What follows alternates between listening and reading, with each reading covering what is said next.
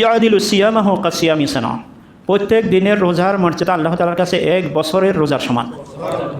জিলহজ মাসের প্রথম 10 তারিখে তো রোজা হয় না, 9 তারিখ পর্যন্ত প্রত্যেকটি রোজার সব মর্যাদা আল্লাহ তাআলার কাছে 1 বছরের রোজার সমান।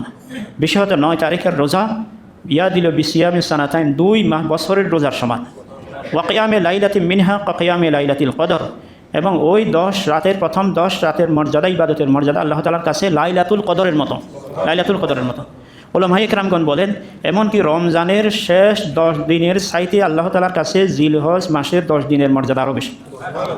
রমজান শরীফে আমরা রোজা রাখি, মাশাআল্লাহ যতটুকু আমল হয়, কিন্তু জিলহজ মাসের এই 10 দিনের আমল হয় না।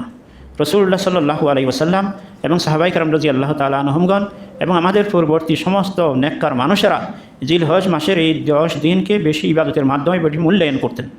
এই 10 দিনে চোম পালন করা এবং রাত্রে কী করা, আমল করা।